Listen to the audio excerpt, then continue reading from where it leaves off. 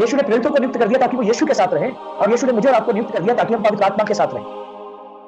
तो कलीसिया का नियुक्ति सबसे पहले किस काम के लिए नियुक्त किया? कि हम पवित्र आत्मा के साथ रहें। भाई बहन सुनो ध्यान से, उससे अलग नहीं होना।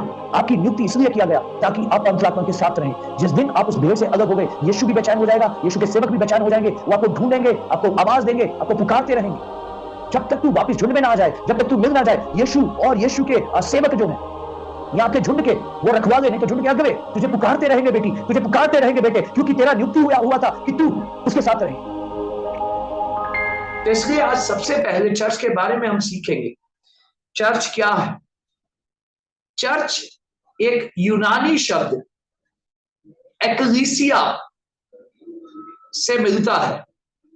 चर्च का ओरिजिनल जो शब्द है, बाइबल जब नया नियम लिखा गया तो ग्रीक भाषा में, मतलब यूनानी भाषा में नए नियम को लिखा गया है।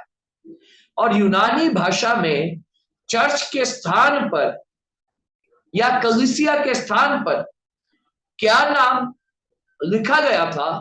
वो नाम था एक्लीसिया, जिसका अर्थ है बुलाए हुए या अलग किए हुए। ओके, एक्लीसिया का अर्थ क्या था? अलग किए हुए लोगों का झुंड।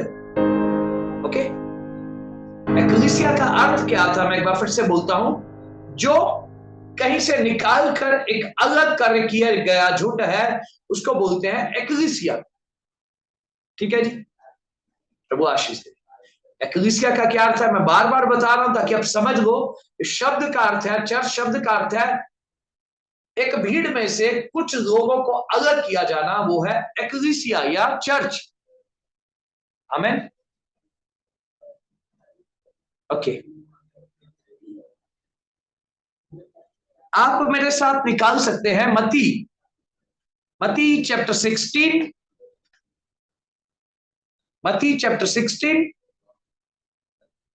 वर्स 16 से। मत्ती अध्याय 16 वचन 16 से क्या कहता है? शिमोन पतरस ने उत्तर दिया, ध्यान से सुनिएगा। शिमोन पतरस ने उत्तर दिया, तू जीवित परमेश्वर का पुत्र मसीहा है। सब अपनी बाइबल में देखेंगे। शिमोन पतरस ने उत्तर दिया, तू जीवित परमेश्वर का पुत्र मसीहा है।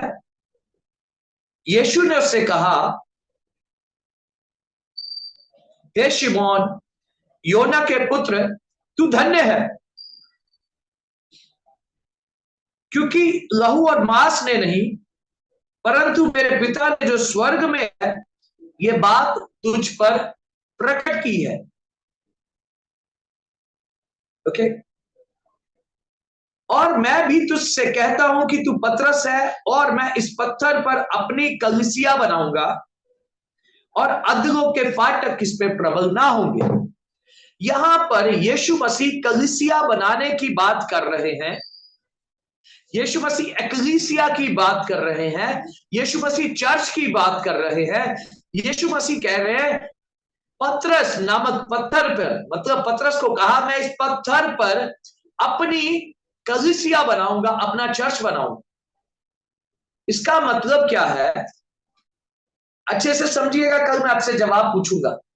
अभी कुछ हफ्ते चर्च टॉपिक हमारा कंटिन्यू चलेगा, कुछ हफ्ते हम चर्च को ही अध्ययन करेंगे, और आज जो मैं आपको सिखाऊंगा कल मैं आपको जवाब पूछूंगा।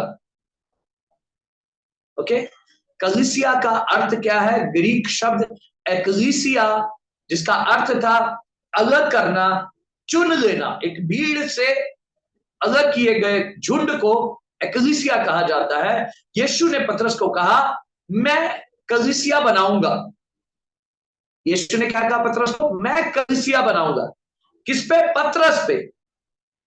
आमीन। मतलब यीशु ये कह रहे हैं मैं अलग किए हुए झुंड, मैं एक झुंड को अलग करूंगा। आमीन। इसका मतलब यही है ना? ध्यान दीजिएगा, समझिएगा। यीशु मसीह यहां पर कह रहे हैं मैं अपनी कलीसिया बनाऊंगा, मतलब मैं एक झुंड को अलग करूंगा। सब कहें, यीशु ने कहा मैं एक झुंड को अलग करूंगा। आमीन। और मैं इस पत्थर पर, मतलब पतरस पर, अपनी कलीसिया बनाऊंगा। मतलब कलीसिया का जो पहला पास्टर बोल दो, कलीसिया का पहला अगुवा जो बोल दो, कौन होगा? पतरस होगा। कौन होगा? पतरस होगा। पर कलीसिया किसकी होगी? Okay, very good. कलीसिया किसकी होगी? यीशु मसीह की होगी। कलीसिया पतरस की नहीं होगी, कलीसिया यीशु मसीह की होगी। लेकिन पहला जो अगवा होगा, नहीं तो पहला जो पास्टर होगा, कलीसिया की रखवाली जो करेगा, वो पतरस होगा। आमीन। ओके, यीशु ने मत्ती अध्याय 16, मत्ती 16 अध्याय के अंदर यीशु ने पूछा था, कुछ अपने चेलों से कुछ पूछा था। सुनिएगा, यीशु कैसरिया फिलिपिया के प्रदेश में आए और अपने चेलों से पूछने लगे। किनसे पूछा? अपने चेलों से, अपने डिसाइपल से पूछा। किससे पूछा? अपने चेलों से। कितने यीशु के डिसाइपल कितने थे? यीशु के चेले कितने थे? 12 चेले थे। ओके, यीशु के 12 चेले थे। यीशु ने 12 चेलों को एक सवाल पूछा। क्या पूछा? लोग मनुष्य के पुत्र के बारे में क्या कहते हैं? उन्होंने कहा कुछ तो यूहन्ना बपतिस्मा देने वाला, और कुछ एलिया, और कुछ यिर्मयाह भविष्यद्वक्ता में से एक कहते हैं। उसने उनसे कहा परंतु तुम मुझे क्या कहते हो? यीशु ने एक कॉमन सवाल 12 से पूछा। सब कहें, 12 से पूछा। सब कहें, कितनों से पूछा? 12 से पूछा। यीशु ने एक झुंड से पूछा लोग मेरे बारे में क्या कहते हैं। फिर यीशु ने पूछा तुम मेरे बारे में क्या कहते हो। उन 12 में से एक ने जवाब दिया। क्या ये सभ्य बात होती कि 12 के 12 एक साथ बोलना शुरू करते? नहीं ना।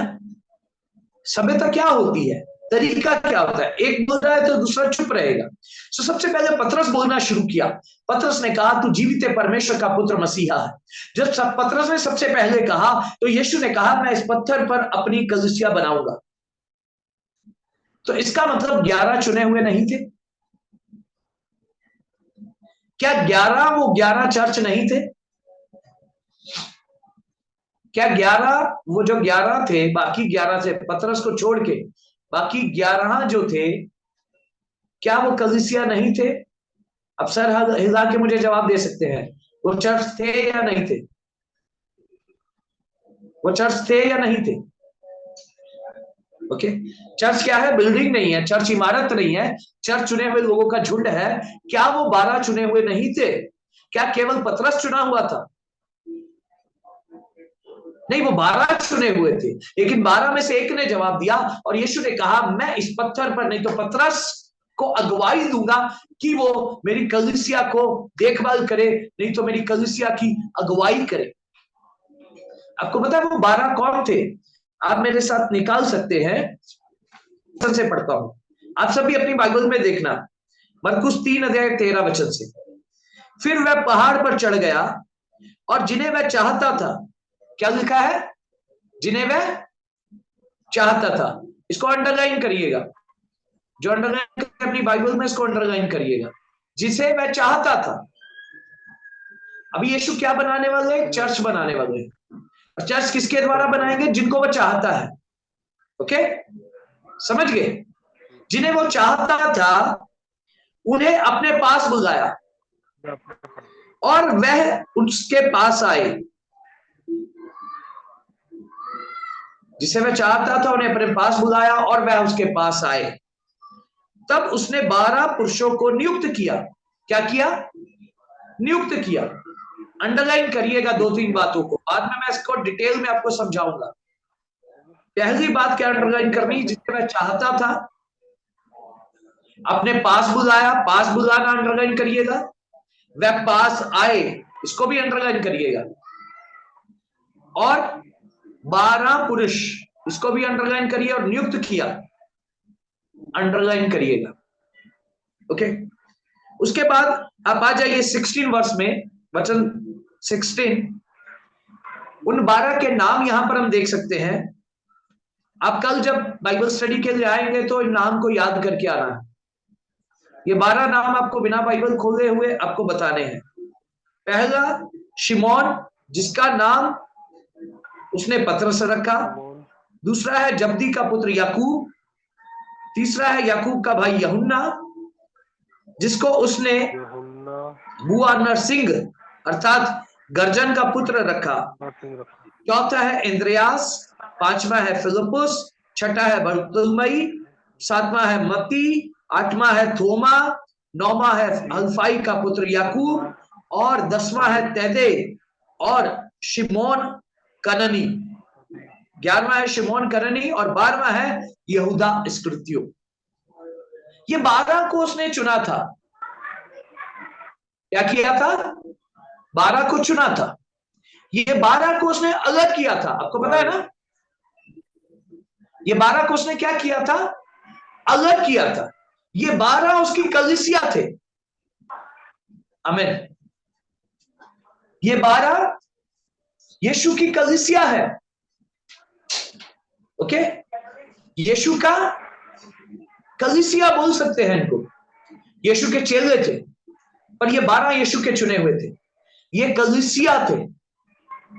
ओके, पर हम बहुत बार इसको कलीसिया करके नहीं देखते, इनको प्रेरित करके देखते हैं।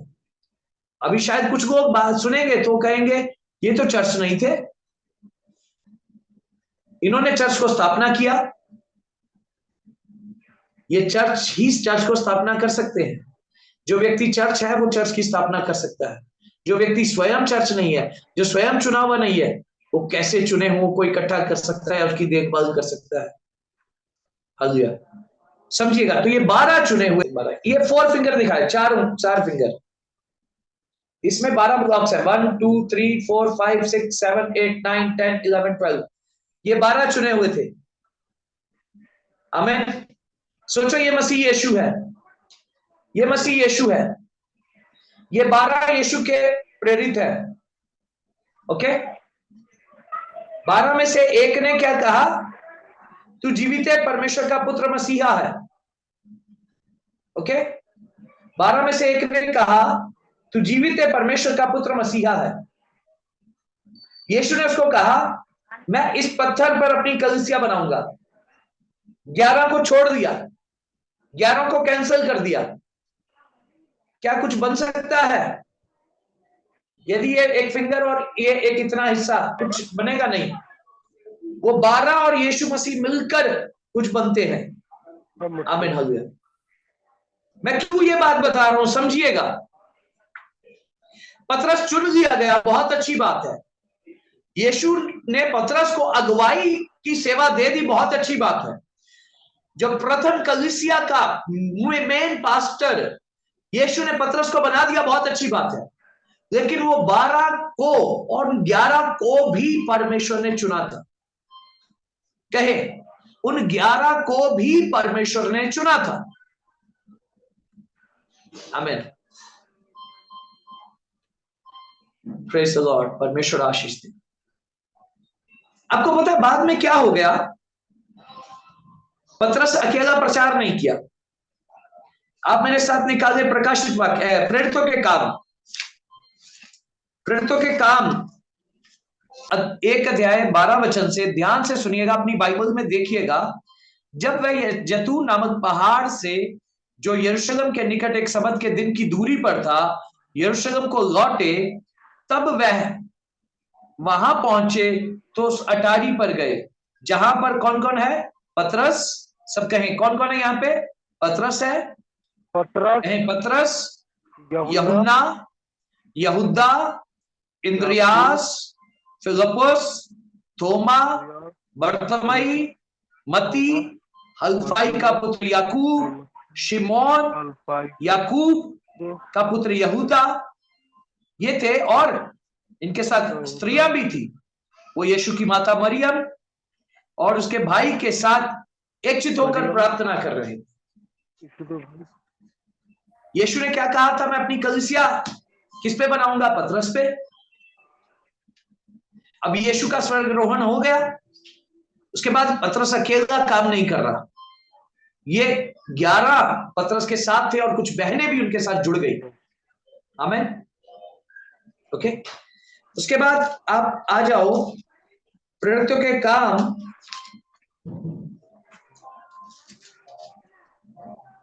ओके, अध्याय 2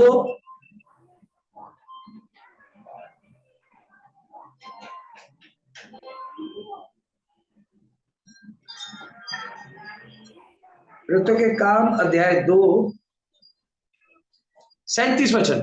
तब सुनने वालों के हृदय छिद गए और वह पतरस और शेष प्रेरितों से पूछने लगे। किससे पूछने लगे? सिर्फ पतरस से नहीं। यीशु ने कहा था मैं इस पत्थर पर अपनी कलीसिया बनाऊंगा, पर जब हमने देखा इन्होंने प्रार्थना शुरू किया तो सिर्फ पतरस नहीं है, उसके साथ बाकी भी चुने हुए लोग थे। यहां पर जब पतरस ने प्रचार किया, उसके बाद लोगों ने केवल पतरस से नहीं है, शेष प्रेरित जो 11 और प्रेरित थे, उन सबको मिलाकर ये उन सब से लोगों ने पूछा है। आमीन। ओके, अभी एक और वचन मेरे साथ पढ़िएगा, 3 अध्याय, प्रेरितों के काम 3 अध्याय 4 वचन। पतरस ने यूहन्ना के साथ उसकी ओर देखकर कहा, हमारी ओर देख। यहां पर भी पतरस एक चमत्कार करते हुए हम देखते हैं, लेकिन पतरस अकेला नहीं है, पतरस और यूहन्ना यहां पर है। आमीन, हालेलुया। तो मैं आपको बताना चाहता हूं, कलीसिया पतरस की नहीं है, कलीसिया किसी पास्टर की नहीं है, कलीसिया किसी प्रेरित की नहीं है, कलीसिया उसकी नहीं है जो कलीसिया में अगुवाई कर रहा है, कलीसिया यीशु मसीह की है। सब कहें, कलीसिया यीशु मसीह की है। मेरे और आपके विचारों को हमें बदलने की जरूरत है। हम कलीसिया को वैसे नहीं देखते जैसे कलीसिया को यीशु मसीह देखते हैं। आमीन। कलीसिया को मुझे और आपको वैसे देखने की जरूरत है जैसे कलीसिया को यीशु मसीह देखते हैं। यदि आप यीशु की कलीसिया का हिस्सा होना चाहते हैं तो यीशु जो चाहते हैं वही हमें करना पड़ेगा। आमीन। यदि आप किसी एक पास्टर की कलीसिया होना चाहते हैं तो आप अपनी मनमर्जी से काम कर सकते हैं शायद, लेकिन यदि आप यीशु की कलीसिया होना चाहते हैं तो यीशु की कलीसिया मतलब यीशु का उद्देश्य। आमीन। सब कहें, यीशु की कलीसिया मतलब यीशु का उद्देश्य। क्यों कोई एक व्यक्ति कुछ लोगों को बुला के अलग करेगा जब उसके पास कोई उद्देश्य ही नहीं? आमीन, समझ रहे हैं? कोई एक व्यक्ति क्यों 10 लोगों को इकट्ठा करेगा, 12 लोगों को इकट्ठा करेगा और उसको कहेगा मेरे साथ चलो, जबकि उसके पास कोई उद्देश्य नहीं है? क्या यीशु मसीह ऐसे एक उद्देश्यहीन व्यक्ति थे? क्या यीशु मसीह उद्देश्यहीन व्यक्ति थे? नहीं, यीशु मसीह अनंत व्यक्ति थे। यीशु मसीह अनंत परमेश्वर थे। यीशु यदि अनंत है तो उनका दर्शन भी अनंत होगा। आमीन। सब कहें, यीशु का दर्शन अनंत है। यदि यीशु मसीह अनंत थे तो उनका दर्शन भी अनंत होगा, और वो अनंत दर्शन कलीसिया के अंदर यीशु पूरा होते हुए देखना चाहते। कलीसिया बनाने का मकसद पास्टर को चमकाना नहीं था, कलीसिया बनाने का मकसद पतरस को चमकाना नहीं था, कलीसिया बनाने के पीछे यीशु मसीह का एक मकसद था। आमीन। आज बहुत सारी कलीसियाएं यीशु का मकसद नहीं समझती, आज बहुत सारे विश्वासी यीशु का मकसद नहीं समझते। पर मैं ये नहीं कहूंगा कि आप मसीह की कलीसिया नहीं है, क्योंकि हम यीशु मसीह के नाम से इकट्ठे होते हैं। आप यीशु की कलीसिया है, आपको कैसे पता? आपको पता है कि आप उसके चुने हुए हैं? मैं आपसे जवाब चाहता हूं, कलीसिया क्या है? यीशु मसीह के द्वारा चुने हुए लोगों का झुंड। आप कैसे कहते हैं कि आप चुने हुए हैं? क्या आप बता सकते हैं? मैं अपने माइक को म्यूट करूंगा, आपकी आवाज को सुनूंगा। आपको पता है कि आप यीशु के द्वारा चुने हुए हैं? क्योंकि पास ये वचन में लिखा है कि तुमने मुझे नहीं चुना, मैंने तुम्हें चुना है। सही है, लेकिन आपको चुना है उसका आपके पास क्या प्रूफ है? वो तो सब लोगों के लिए कहा शायद, ठीक है, आपके पास क्या प्रूफ है? आपको क्या कन्विक्शन है कि मुझे चुना है? कोई ऐसा वचन है जिससे आपको पता चलता है कि आपको चुना हुआ है?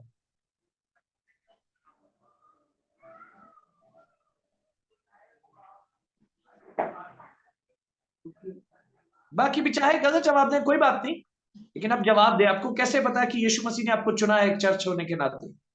कि परमेश्वर ने संसार की भीड़ में से हमें चुना है। कैसे पता है? का कोई प्रूफ चाहिए मुझे, मैं दूंगा आपको, आप चिंता मत करिए। आप अच्छी कोशिश कर रहे हैं, बहुत अच्छी कोशिश है, लेकिन बाइबल का आधार नहीं है तो उस पर विश्वास नहीं किया जा सकता। बाइबल का आधार कोई है आपके पास? ओके, बहुत अच्छी कोशिश है, कोई दिक्कत नहीं है। और कोई? प्रियंका बहन, आपको क्या लगता है प्रभु ने आपको चुना है?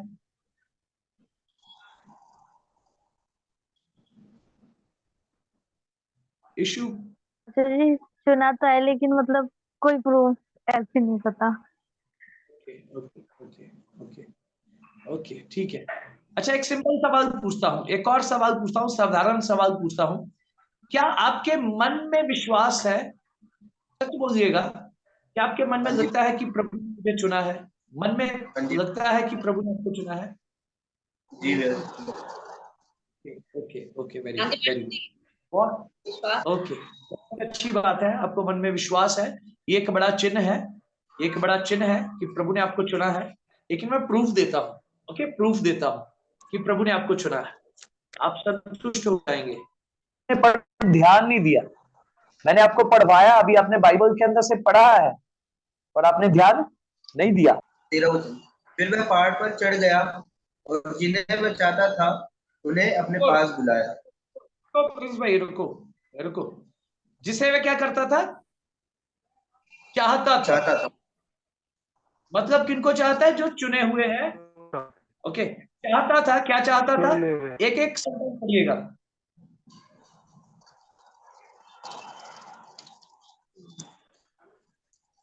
क्या चाहता था? अपने पास बुलाया। Okay, very good. क्या करे? उन्हें क्या करे? अपने पास बुलाए। ओके, और मैं उसके पास आए। पास क्या हो गया? पास आए। और क्या हो गया? उसके पास गारंटी दूं आप चुने हुए हैं, बुलाने पे पास आए। गारंटी दूं आप चुने हुए हैं, क्योंकि वो आपको अपने पास बुलाता है और आप उसके पास आते हैं। क्या आपके जीवन में प्रॉब्लम्स नहीं है? हैं? क्या आपके जीवन में बीमारी नहीं आती? आती है। क्या आपके जीवन में दुष्ट आत्माएं आपको तंग नहीं करती? शायद कई बार करती हैं। क्या चर्च में आपको डांट नहीं पड़ती? शायद पड़ती है। कई बार मन करता है चर्च छोड़ के चले जाओ, होता है। क्यों नहीं जा रहे? क्यों नहीं जा रहे? क्योंकि उसने बुलाया है और आप आए हैं। समझिएगा, याद रखिएगा, ये गारंटी है। इसके बारे में शक मत करिएगा, उसके चुनाव के बारे में शक मत करिएगा। वो आपको अपने पास बुलाता है और आप उसके पास आते हैं। कितने ऐसे लोग होंगे, अपना हाथ दिखाइएगा, जिनकी प्रार्थनाएं बहुत बार अनसुनी हो गई, बहुत बार प्रार्थना किया, जवाब नहीं मिला। क्यों चले नहीं गए? क्यों यीशु को छोड़ नहीं दिया? नहीं छोड़ सकते, समझ गए? नहीं छोड़ सकते, क्योंकि उसने आपको बुलाया है और आप उसके पास आए हैं। आपको भी समझ नहीं है क्यों आप मसीह में बने हुए हैं, जबकि कई विषयों के लिए प्रार्थना किए, कई बातों के लिए आपको बेइज्जत किया गया, कई बातों में आपको डांटा गया और आपको सुधारने के लिए बहुत सारे यत्न किए गए, सब कुछ हो गया, लेकिन फिर भी आप प्रभु से मुकरे नहीं है, प्रभु को छोड़ा नहीं है। यही कारण है कि आप चुने हुए हैं। आमीन, हल्ला। वो आवाज आप मन में सुनते हैं, वो बुलाहट आप मन में सुनते हैं, इसलिए आप उसमें बने रहते हैं। शाबारी हंदुरु को बोरी बाबा महाशाखतरे। समझ गए? आज कितने दिन के बाद सिस्टर जी के चेहरे पे हंसी आई है, खुशी आई है? आमीन। ऐसे खुश रहा कीजिए हमेशा। ओके, डांटना भी वचन में लिखा है क्या? जो पिता छड़ी नहीं चलाता वो बच्चों का बुरा चाहता है। ओके, अच्छा वचन, बुरा वचन, मतलब वचन हथौड़ा भी बन जाता है कभी कभी, लेकिन आज वही वचन आपको मरहम पट्टी लगा रहा है। पर अभी डांटने वाला भाग भी आएगा, अभी तो सिर्फ प्यार से यीशु मसीह आपके सर पे हाथ फेर रहे हैं, बेटा मैंने तुझे चुना है, इस बात पे कभी शक नहीं करना, आपकी आवाज नहीं क्योंकि आप आ रहे हैं बार बार उसके पास। ये इस बात की गवाही है कि आप प्रभु के चुने हुए। ओके ओके, तो चुने हुए लोग क्या हो जाते हैं? एक हो जाते हैं। जैसे मैंने बताया, फिंगर्स सब जुड़ा हुआ है। इसका नाम, इसको क्या बोलते हैं? किसी को आइडिया है इसको क्या बोलते हैं? इतने इतने बात को कुछ बोलते हैं क्या? नाम किसी को आइडिया है?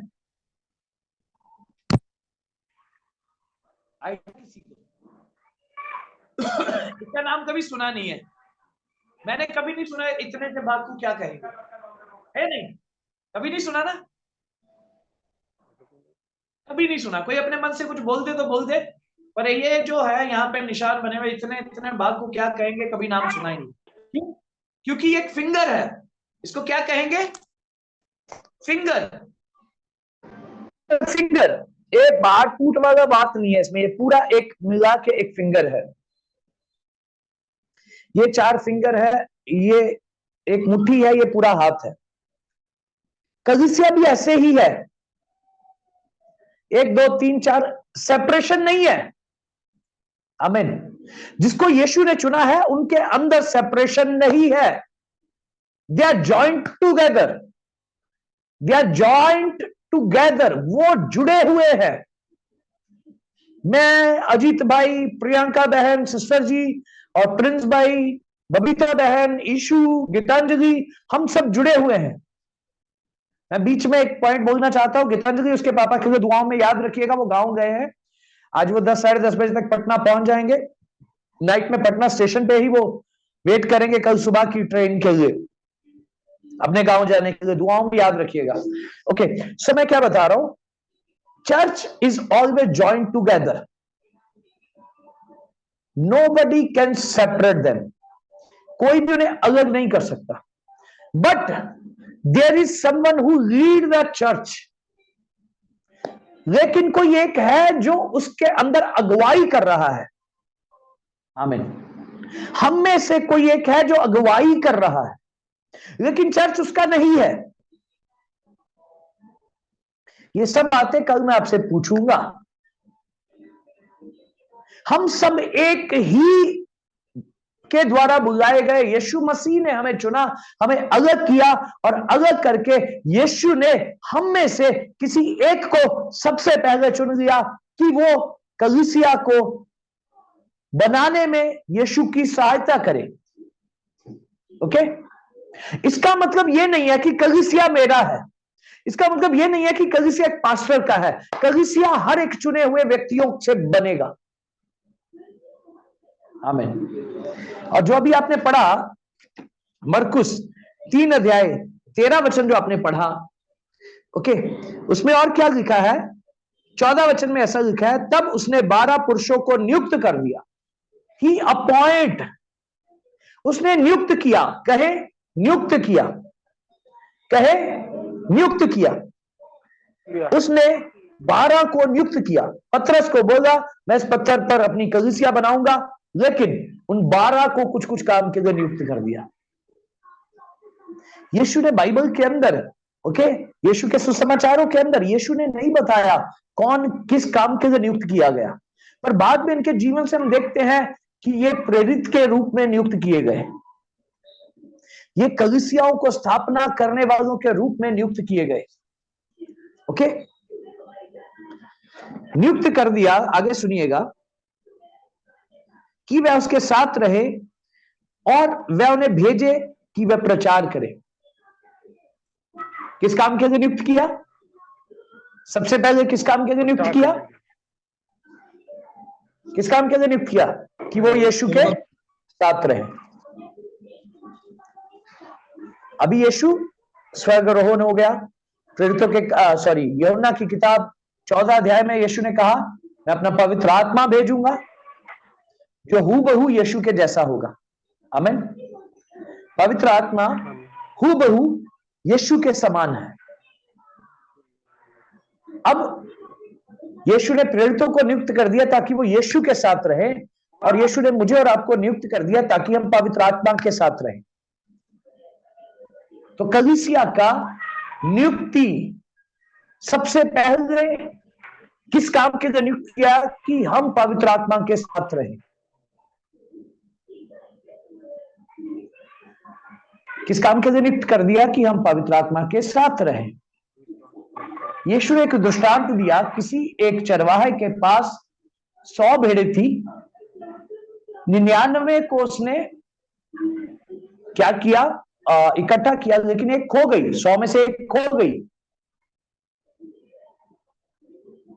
यीशु ने 100 को इकट्ठा करना था, उनको चराना था, और उसके बाद उसको खत्तों में या अपने भेड़शाला में इकट्ठा करना था, लेकिन उन 100 में से एक भेड़ यीशु से दूर चली गई, एक भेड़ उस चरवाहे के साथ नहीं रही और वो दूर चली गई। अब शिकारी के लिए फुल अवसर है। हालेलुया। क्या है, मैं आपके कानों में बोलना चाहता हूं, यदि प्रभु यीशु मुझे अधिकार देते ना, मैं आपके कान में आके बोलता, बेटी शैतान के लिए फुल अवसर है, बेटे शैतान के लिए, शत्रु के लिए फुल अवसर है, एक ही वार में वो तुझे काट देगा। हालेलुया। समझ गए भाई बहन, सुनो ध्यान से, उससे अलग नहीं होना। आपकी नियुक्ति इसलिए किया गया ताकि आप पवित्र आत्मा के साथ रहें। जिस दिन आप उस भेड़ से अलग हो गए, यीशु भी बेचैन हो जाएगा, यीशु के सेवक भी बेचैन हो जाएंगे, वो आपको ढूंढेंगे, आपको आवाज देंगे, आपको पुकारते रहेंगे। जब तक तू वापस झुंड में ना आ जाए, जब तक तू मिल ना जाए यीशु और यीशु के सेवक जो हैं या आपके झुंड के वो रखवाले, नहीं तो झुंड के अगवे तुझे पुकारते रहेंगे बेटी, तुझे पुकारते रहेंगे बेटे, क्योंकि तेरा नियुक्ति हुआ था कि तू उसके साथ रहे। वो जो भेड़ खो गई है, वो क्यों खो गई? दिल से सुनिएगा, आज यीशु के दिल की आवाज को सुनो। आप मेरे इन शब्दों के द्वारा पवित्र आत्मा के दिल की आवाज को सुनो। वो भेड़ क्यों खो गई? उस भेड़ को झुंड में अच्छा नहीं लग रहा था, उस भेड़ को अलग से कोई हरियाली चाहिए, उस भेड़ को अलग से कोई हरी हरी चराइयां चाहिए, नहीं तो अलग से कोई जल का झरना चाहिए। वो उसको देखकर उसके पीछे जा रही है, वो अपनी अभिलाषाओं के पीछे जा रही है। वो नहीं जानती कि उसके साथ क्या होने वाला है, पर यीशु जानते उस भेड़ के साथ क्या होने वाला है। यीशु के चरवाहे, यीशु ने जिनको चरवाहा करके नियुक्त किया, वो जानते उस भेड़ के साथ क्या होने वाला है, क्योंकि फिर वो क्या होते, बेचैन रहते हैं। हालेलुया। यीशु मसीह है, पर हम यीशु मसीह जैसे नहीं है। पतरस यीशु के जैसा नहीं था। पतरस को गुस्सा आ गया, पतरस ने एक सिपाही का कान काट दिया। पतरस डर गया, यीशु का इनकार करके भागना शुरू हो गया। पतरस यीशु जैसा कभी बन नहीं पाया। पतरस गैर यहूदियों में गया और क्या किया, उसने कुछ गलत बातें भी किया है। यहूदियों के डर के मारे उसने गैर यहूदियों से पक्षपात किया। पतरस यीशु के जैसा बन नहीं पाया। हालांकि बहुत बातों में उसने बहुत सुधार किया, पर यीशु जैसा बनना बहुत एक बड़ी असंभव बात है। यीशु ने कहा तुम मेरे जैसे होंगे, हम सब कोशिश करते, लेकिन उसके जैसे बन नहीं पाते। इसलिए बहुत सारे सेवक, जब कलीसिया का कोई व्यक्ति भटक जाता, अपने रास्ते से दूर चला जाता है, कलीसिया के सेवक अपना आपा खो देते हैं, अपना कंट्रोल खो देते हैं, उनको बेचैनी हो जाता है, उनका दिल तड़पता है, फिर वो रोते हैं, फिर वो डांटते हैं, फिर वो धमकाते हैं, फिर वो सब असंभव काम करते हैं जिससे ये खोई हुई भेड़ कभी ना कभी उस रास्ते में वापस आ जाए, क्योंकि हर दिन उस भेड़ को नाश होते हुए वो देख रहे होते हैं। हालेलुया। शमा रेगा थोरो वो रबा रबा रबा रीबा बाबा बाबा। उस भेड़ को अपनी एक संगति चाहिए, उस भेड़ को अपना एक हरी चराई चाहिए, नहीं तो सुखदाई जल का झरना चाहिए। वो नहीं समझती कि इस झुंड से मैं अलग होकर मैं किसी काम की नहीं रहूंगी, क्योंकि मुझे चुन लिया और मुझे नियुक्त कर दिया कि मैं झुंड में रहकर नियुक्त की गई हूं कि मैं इसके साथ संगति करूं। ये तो एक काम है, उसके बाद कुछ और काम करना था। आज पहली बात कलीसिया नहीं समझ पा रही कि मुझे यीशु ने नियुक्त किया है कि मैं उसके साथ रहूं, मैं पवित्र आत्मा के साथ रहूं। आमीन। यीशु ने यह शुरुआती मरकुस की 3 अध्याय मतलब यीशु के शुरुआती दिनों में ही यह शिक्षा यीशु ने दे दिया उनको, क्योंकि यीशु 3.5 साल उनको अपने साथ रखकर उनको सिखाना चाहते थे। पवित्र आत्मा जिंदगी भर हमें अपने साथ रखकर हमें सिखाना चाहता है। हर दिन सुबह जब आप उठते हैं पवित्र आत्मा आपको सिखाना चाहता है। हर दिन जब सुबह आप नाश्ता करते हैं उसके बाद पवित्र आत्मा चाहता है बाइबल लो और कुछ सीखो। हर दिन जब आप ड्यूटी पे जाते हैं पवित्र आत्मा चाहता है बस में बैठकर, नहीं तो बाइक पे बैठकर आप परमेश्वर के साथ रहो, उससे बातचीत करो। पवित्र आत्मा हर रोज से आता है। शाम को जब आप फ्री होके घर आते हैं बाइबल हाथ में पकड़ो, पवित्र आत्मा की उपस्थिति में बैठो, पवित्र आत्मा के साथ रहो। सोने से पहले पवित्र आत्मा के साथ रहो, अपने सपनों में पवित्र आत्मा के साथ रहो। शाखा रीबा नाबो रीहम थोरो कोबा रबा रबा रीबा बाबा। यीशु ने अपना एक भी दिन वेस्ट नहीं किया। यीशु उनको सिखाने के लिए प्रतिदिन बहुत मेहनत किए और वो चेले यीशु के साथ रहे। लेकिन आज कलीसिया फुल टाइम कलीसिया नहीं है, आप फुल टाइम चर्च नहीं है। आपको लगता है, कलीसिया को लगता है हमारा नियुक्ति पार्ट टाइम हुआ है। कितने पार्ट टाइम बिलीवर हैं यहाँ पे? कितने पार्ट टाइम बिलीवर हैं? पार्ट टाइम जॉब करते हैं ना, आधा समय जॉब को देंगे, आधा समय कॉलेज में देंगे। पार्ट टाइम बिलीवर्स भी हैं, चर्च में, जूम मीटिंग में बिलीवर है, जूम मीटिंग के बाद, चर्च के बाद कुछ और है। This is not the way the chosen people live. ये तरीका नहीं है चुना हुआ व्यक्ति जिए, उसको साथ रहना है। मैं बार बार वो वचन आपको कहूंगा कि आप उसको पढ़ना है। तब उसने 12 को नियुक्त किया कि वह उसके साथ साथ रहे। उसके साथ रहने के लिए उन्होंने क्या क्या छोड़ा आप जानते हैं ना? क्या क्या छोड़ा उन्होंने? उन्होंने अपने कामकाज को छोड़ दिया, उन्होंने अपने घर बार को छोड़ दिया। मैं नहीं कह रहा अपने कामकाज को छोड़ो, मैं नहीं कह रहा अपने घर बार को छोड़ो, पर जो चीजें आपको चर्च होने में रुकावट डालती उसको छोड़ो। जो चीजें आपका उसका झुंड होने में आपको रुकावट डालती है उसको छोड़ो। आप एक ऑफिस में जॉब करते हैं और आपको चुना है कि आप उस ऑफिस वालों ने आपको चुना है, आपको एक डेस्क दिया है और वहां पर बैठकर आपको ड्यूटी करना है। आप स्मोकर होंगे, स्मोक करने वाले व्यक्ति होंगे, पर क्या उस ऑफिस के उस डेस्क पे बैठ के आप स्मोक कर सकते हैं? नहीं कर सकते। वो उस जॉब के लिए जो है सुटेबल नहीं होगा।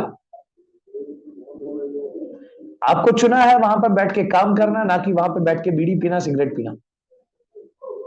आपको बीड़ी पीना, सिगरेट पीना वो ऑफिस वाले कहेंगे बाहर जाके पियो, इस ऑफिस में आपको ये अलाउड नहीं है।